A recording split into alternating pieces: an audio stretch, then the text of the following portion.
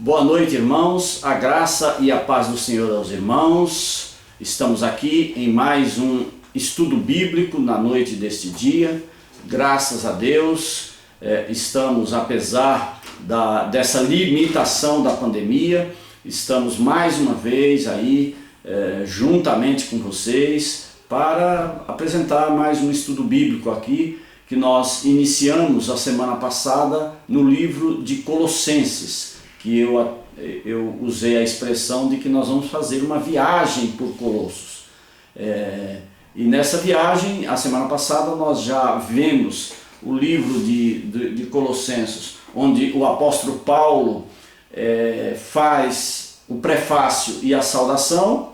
Depois ele agradece a Deus, uma ação de graças pelos irmãos de Colossos, pela perseverança, pela aceitação na fé que os irmãos de Colossos tiveram através da pregação de Epáfras. Nós vimos isso a semana passada, alguns aspectos aqui em que Paulo rebate e refuta a heresia de Colossos. Heresia essa que nós já falamos, que era composta por três ideias, três movimentos da época, que era o gnosticismo, o legalismo, o ascetismo e o misticismo. Essas quatro ideias faziam parte daquilo que eles chamaram de a heresia de Colossos. E hoje nós vamos dar continuidade ao livro de Colossenses, a Epístola de Paulo aos Colossenses, lendo do capítulo 9 do versículo 9 ao versículo 12, capítulo 1, versículo 9 ao versículo 12. Vamos ver.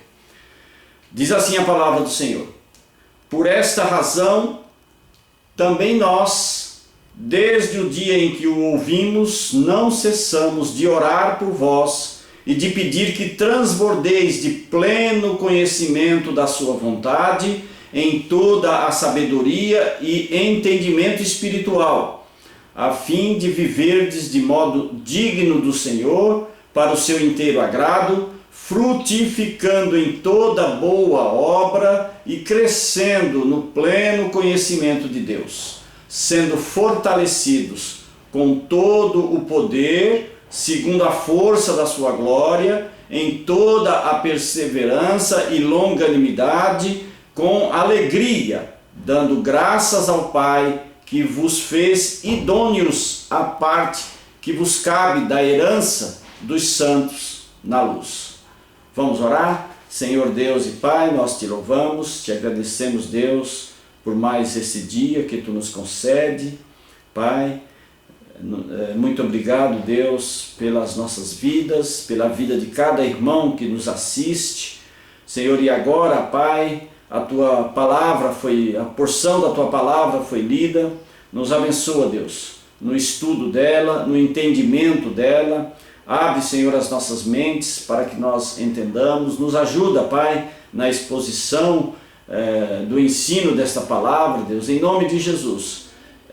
Muito obrigado, Pai, por mais este dia que Tu nos concede. Esta é a minha oração, em nome do Teu Filho Jesus. Amém. Irmãos, então, como nós já falamos, depois do prefácio e da saudação e ação de graças pelos colossenses, Paulo aqui nesses versículos faz uma oração por eles, É uma oração que Paulo faz aos colossenses e diz que desde que ouviu a respeito deles que estavam perseverando no Evangelho, na fé em Cristo, é disso que Paulo inicia essa oração. Ele inicia com a expressão por essa razão. Por qual razão?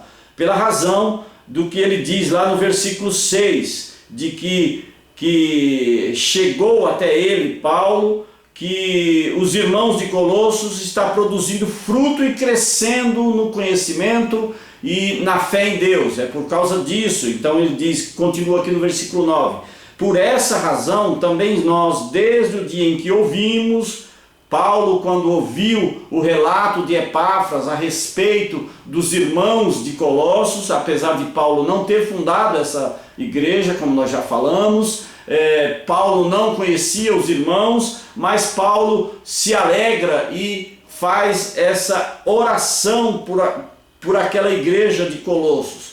Então, ele diz que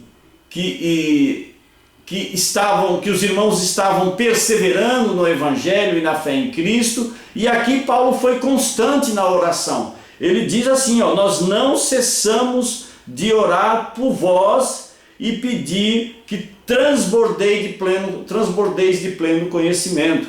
Então ele foi perseverante na oração, mesmo não os conhecendo.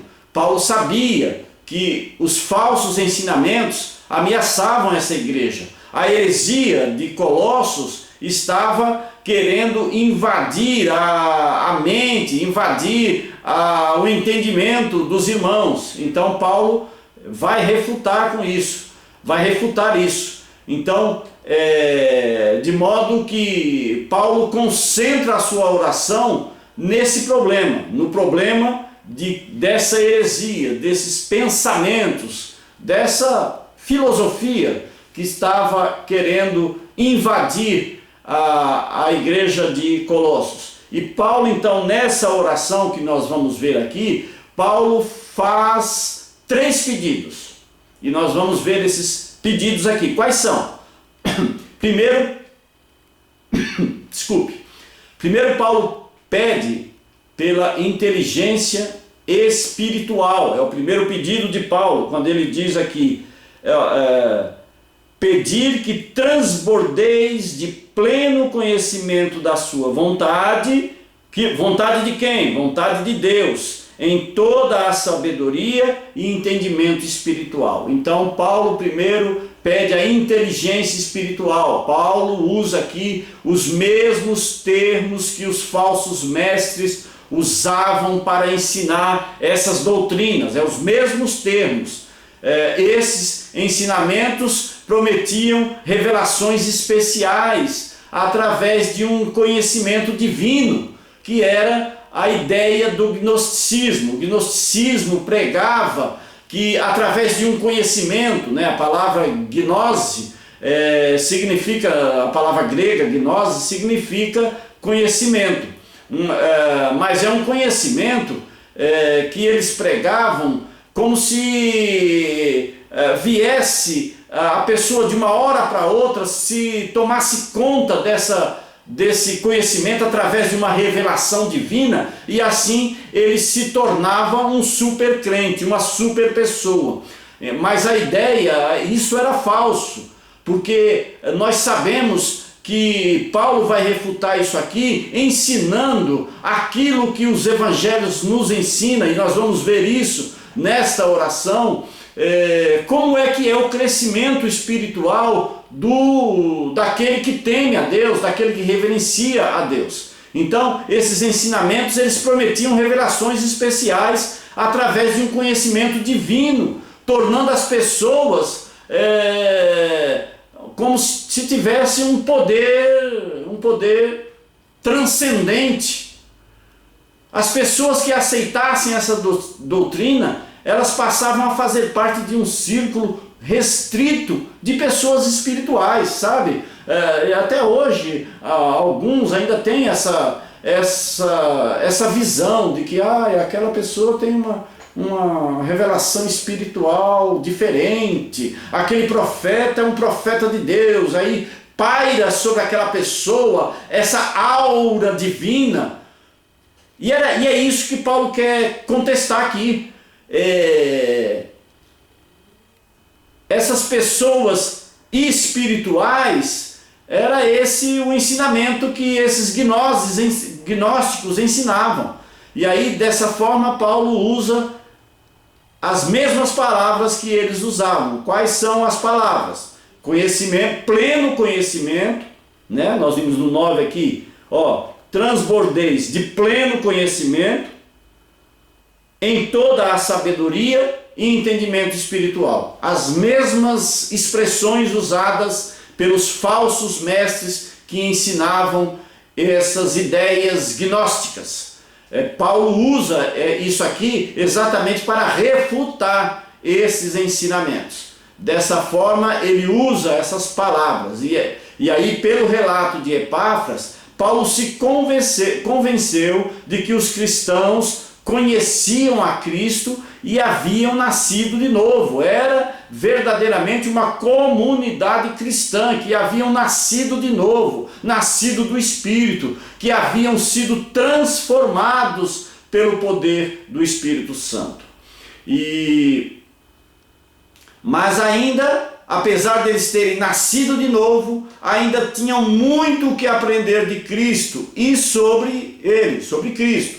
Paulo lhes disse que eles não precisavam ter uma nova experiência, sabe? Que as pessoas, naquela época e até hoje, as pessoas ficam buscando novas experiências em Cristo, como se essas experiências os fizessem pessoas mais santas, mais divinas, mais especiais perante os outros, e nós sabemos que isso não é verdade.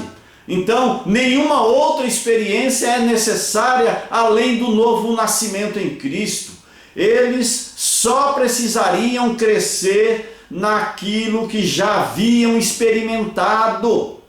Paulo adverte a igreja a não procurar algo novo, a não procurar uma nova doutrina, mas sim a continuar crescendo naquilo que recebeu no princípio, naquilo que recebeu de Epáfras. Paulo diz para eles transbordar, é a palavra que Paulo usa aqui no versículo 9, transbordeis de pleno conhecimento.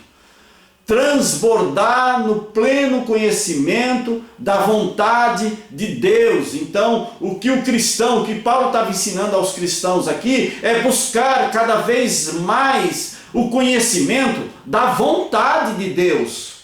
A vontade de Deus é uma parte importante da vida cristã. Mas como é que nós adquirimos esse conhecimento da vontade de Deus? Como é que nós sabemos qual é a vontade de Deus? É através da palavra de Deus e através da oração. É que nós passamos a ter uma conexão, um contato mais íntimo com Deus e com Cristo. Nós começarmos a andar com Cristo, e é nesse andar com Cristo é que nós entendemos qual é a sua vontade, é que nós conhecemos qual é a sua vontade, não só a sua vontade geral, porque a vontade geral de Deus está aqui, especificamente na sua palavra.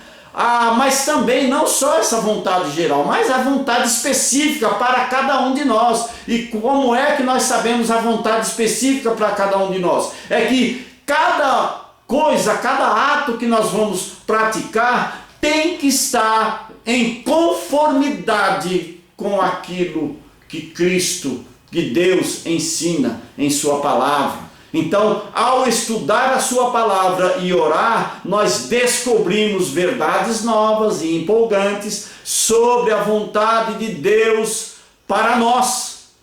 Em Cristo, o cristão tem tudo de que precisa para a sua jornada aqui no mundo. Não precisa buscar mais novas experiências, mais novos conhecimentos do mundo, mais novas ideologias. Não precisa disso.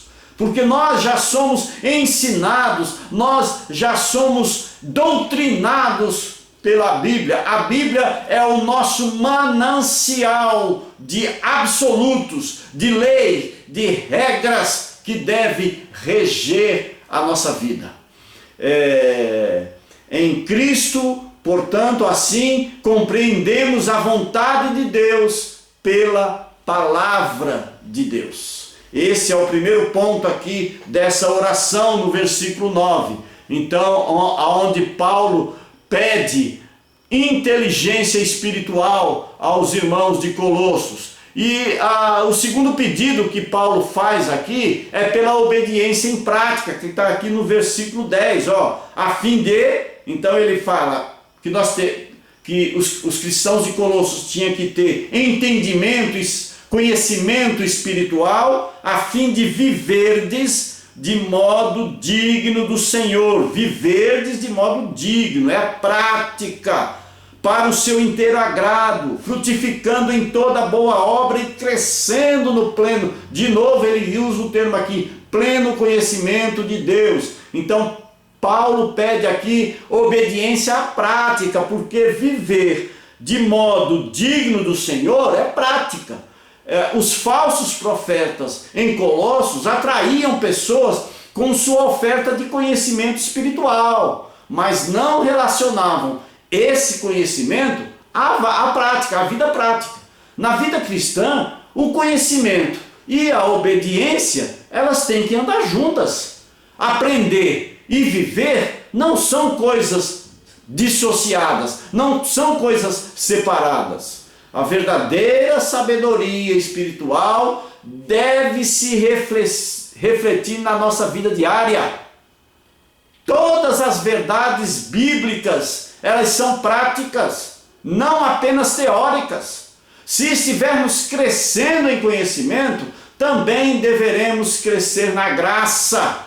O propósito da vida não é agradar a nós mesmos, mas sim agradar ao Senhor. Devemos andar de modo digno da nossa vocação.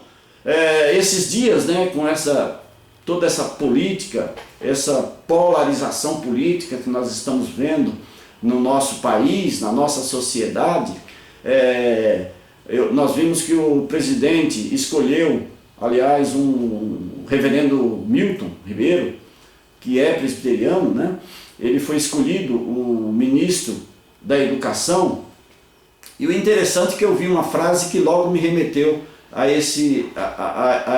isso que nós estamos falando aqui em Colossos.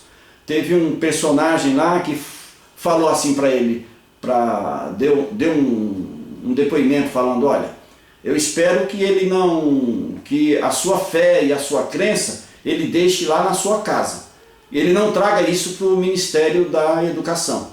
Ele deixa a sua crença, os seus valores lá na sua casa. Impossível, irmãos. Impossível, porque nós vivemos de acordo com as nossas crenças. Nós vivemos de acordo com aquilo que cremos. Aquilo que cremos determina a nossa prática. É uma conversa falaciosa.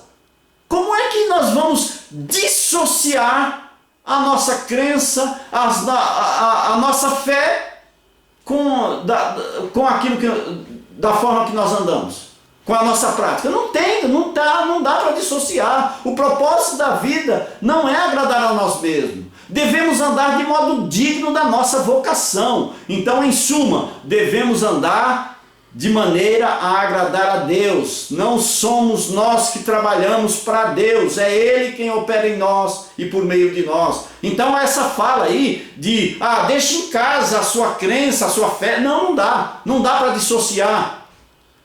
Aliás, não é só por ser evangélico, presbiteriano. Não, qualquer um anda de acordo com aquilo que ele pensa. Aquilo que ele pensa, a sua ideologia, o seu pensamento, determina a sua prática. Não tem como você dissociar isso. Então, irmãos, o serviço cristão nasce da devoção cristã. Deus sempre prepara os obreiros antes de realizarem a obra. Foi assim com José, Preparou um bom tempo lá José no Egito. Foi assim com Moisés. Foi assim com Abraão, Isaac e Jacó. E da mesma forma, Jesus preparou seus discípulos durante os 3 anos do seu ministério aqui na terra. Então Deus prepara os obreiros antes de realizarem a obra. A sabedoria de Deus revela a vontade dele. Ao obedecer à vontade do Senhor em nossa caminhada, poderemos trabalhar para Ele e dar frutos. É isso que está dizendo aqui, olha. Andemos de modo digno para o seu inteiro agrado, frutificando em toda boa obra, dá frutos. ao andar com Deus e trabalhar para Ele, nós cresceremos cada vez mais no conhecimento dEle. À medida que nós vamos andando, nós vamos também conhecendo. À medida que nós vamos estudando, que nós vamos orando, que nós vamos tendo contato com Deus, nós vamos estreitando esse conhecimento e vamos passando a conhecer qual é a vontade dEle. Obedecer de modo prático significa agradar a Deus, servir-lhe e conhecê-lo melhor. Paulo ora pedindo inteligência espiritual, pediu também que essa inteligência resultasse em obediência prática, que é esse segundo pedido. E, no entanto, há um terceiro pedido aqui nessa oração, que completa os outros dois, e sem o qual a vida cristã não pode ser maturidade. Não vira maturidade. E qual é esse terceiro pedido que Paulo faz aqui? É os que estão no versículo 11 e 12. Paulo pede excelência moral. Versículos 11 e 12, Paulo diz: sendo fortalecidos com todo o poder, segundo a força da sua glória, em toda a perseverança, longanimidade, com alegria, dando graças ao Pai. Então a sabedoria e a conduta devem sempre ser relacionadas ao caráter moral. É outra coisa que não dá para separar. A sabedoria e a conduta, a prática, tem que estar intimamente ligada com a moral, com o que é certo e com o que é errado. O conhecimento, a conduta, o serviço e o caráter devem sempre andar juntos.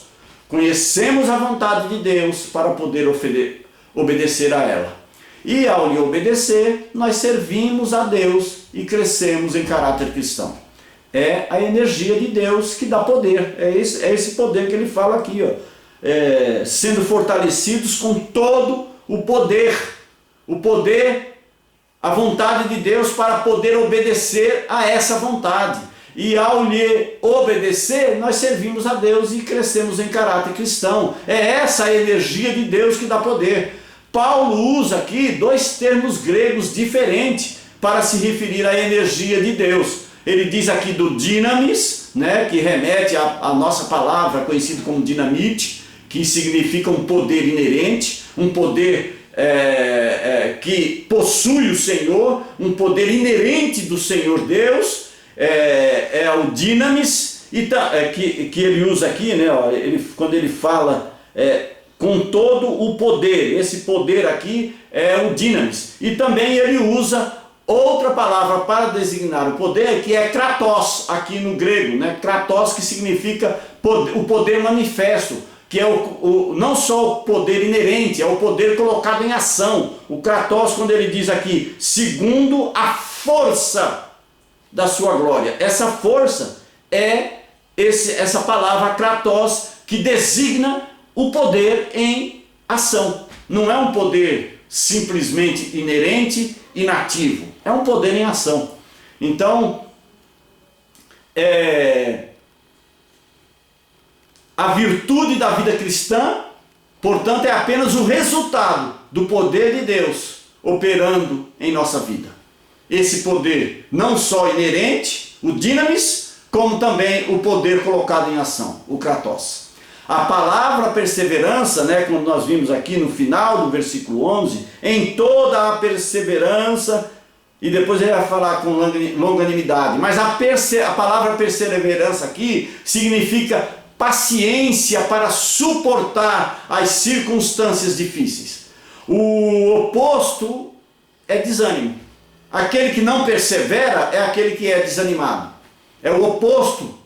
A perseverança é o oposto do desânimo. A perseverança é uma característica importante da vida cristã em processo de amadurecimento. Nós só vamos adquirindo essa perseverança à medida que nós vamos caminhando, conhecendo ao Senhor, andando com o Senhor.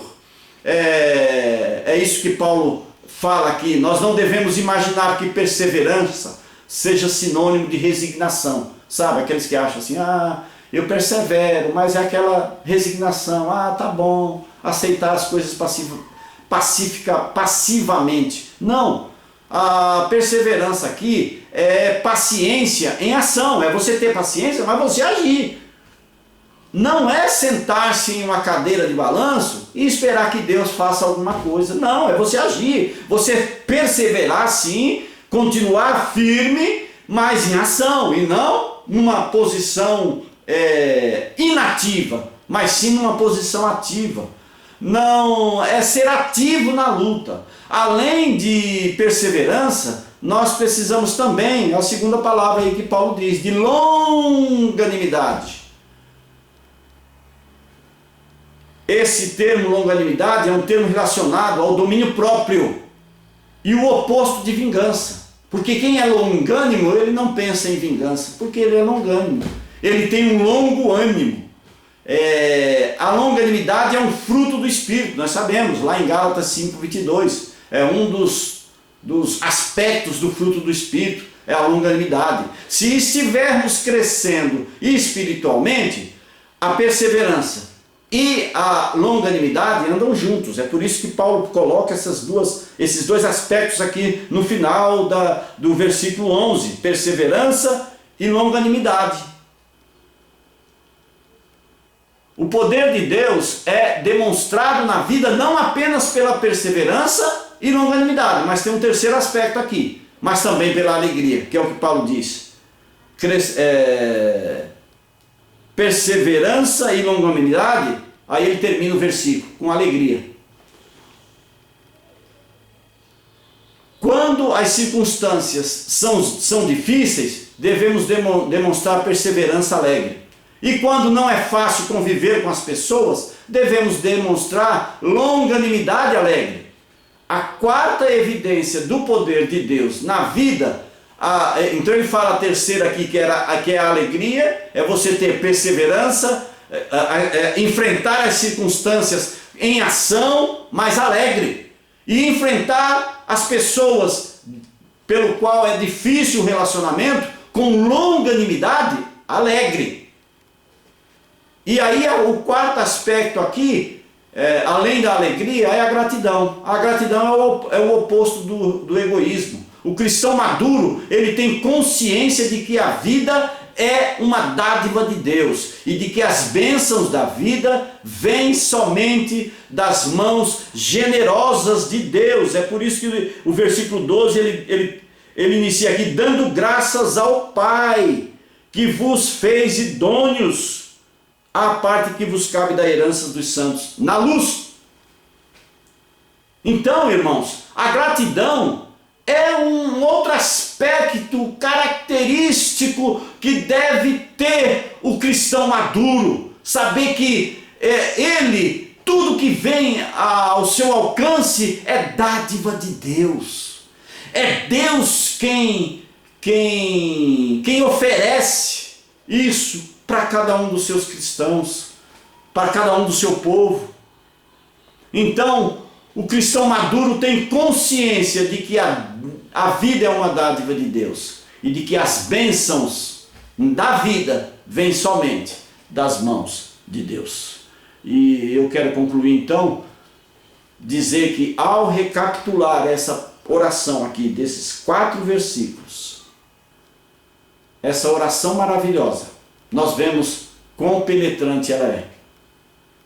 Precisamos de inteligência espiritual a fim de viver de modo agradável a Deus, prática, e também precisamos de obediência prática em nossa caminhada cristã. Mas o resultado de tudo isso deve ser caráter moral, poder espiritual no seu interior.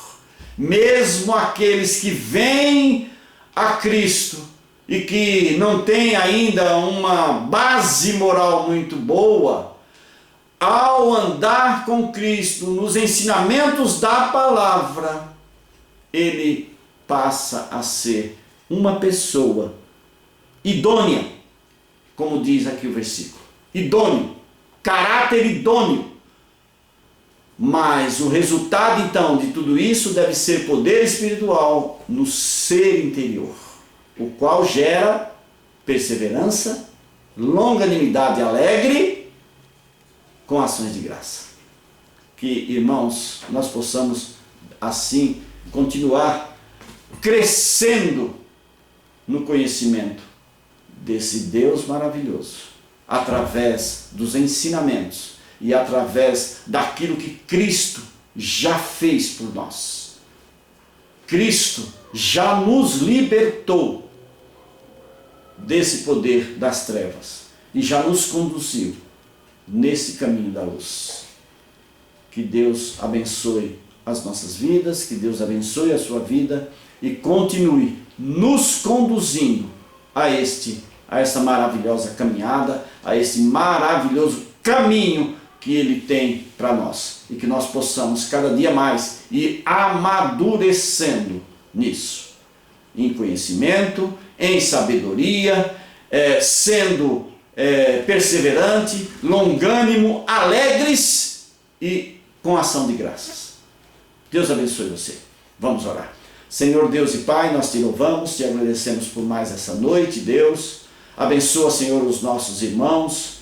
Senhor, abençoa, Pai, cada um que nos ouve através dessa live. Abençoa cada vida, Pai. Tu sabes as necessidades de cada um. E, Senhor, abençoa, Pai. Transforma aquilo que necessita ser transformado no nosso ser, para que nós possamos, ó Pai, continuar, Senhor, esta caminhada, continuar, Senhor, essa labuta, esse trabalho, com sabedoria, com discernimento espiritual. Nos ajuda nisso, Pai. Nós somos totalmente carentes de Ti. Nos ajuda, Senhor, a amadurecer, ó Pai, cada dia mais na Tua palavra e no andar contigo. Abençoa, Senhor, a cada um que nos ouve e nos assiste. Muito obrigado, Pai, por mais esse discernimento que Tu nos deu nesta palavra, nesta noite. Obrigado, Senhor, por cada um, pela nossa igreja de Xinguara e por cada um que nos assiste. Livra-nos, ó Pai, continua nos livrando desses males, continua nos livrando, ó Pai, desses pensamentos, dessas ideologias que não condiz com aquilo que Tu tens para nós. Muito obrigado, Pai. Esta é a minha oração em nome do Teu Filho Jesus. Amém e amém. Irmãos, então que a graça do nosso Senhor e Salvador Jesus Cristo, que o amor de Deus o Pai e que as doces e ternas consolações do Espírito Santo esteja com cada um de vocês, povo de Deus espalhado por essa terra, hoje e sempre. Amém.